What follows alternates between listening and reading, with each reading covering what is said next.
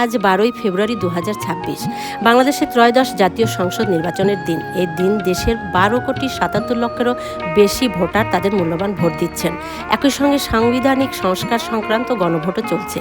আমি আজকের এই ভিডিওতে আমার নিজের ভোট কেন্দ্রের বাস্তব চিত্র তুলে ধরছি। আমার কেন্দ্র হলো সনকা ভোট কেন্দ্র, শেরপুর উপজেলা, বগুড়া জেলা।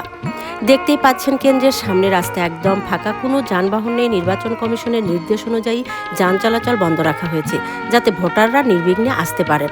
পরিবেশটা খুবই শান্ত, সুন্দর এবং সুস্থ। কোনো ধরনের ঝামেলা, হইচই বা অশান্তি নেই। ভোটাররা সুশৃঙ্খলভাবে লাইনে দাঁড়িয়ে ভোট দিচ্ছেন। কেন্দ্রের ভিতরে আইন শৃঙ্খলা রক্ষাকারী বাহিনী, প্রিজাইডিং অফিসার এবং পোলিং এজেন্টরা দায়িত্ব পালন করছেন। সবকিছু নিয়ম মেনে চলছে। কোনো অভিযোগ বা অস্বস্তিকর পরিস্থিতি চোখে পড়েনি। একজন শিক্ষক হিসেবে আমি মনে করি গণতন্ত্রের সবচেয়ে বড় উৎসব হলো এই ভোটের দিন। প্রত্যেক নাগরিকের অধিকার আছে নির্বিঘ্নে ভোট দেওয়ার। আজকের এই শান্ত পরিবেশ দেখে খুব ভালো লাগছে। এটা আমাদের সকলের জন্য গর্বের বিষয়। আমাদের এলাকায় যানবাহন বন্ধ থাকা, রাস্তা ফাঁকা, কিন্তু ভোটারদের উৎসাহ দেখা যাচ্ছে। সবাই নিজ নিজ দায়িত্ব পালন করছেন। কোনো পক্ষপাতিত্ব নেই, কোনো দলকে সমর্থন বা বিরোধিতা করছি না, শুধু বাস্তব চিত্র তুলে ধরছি।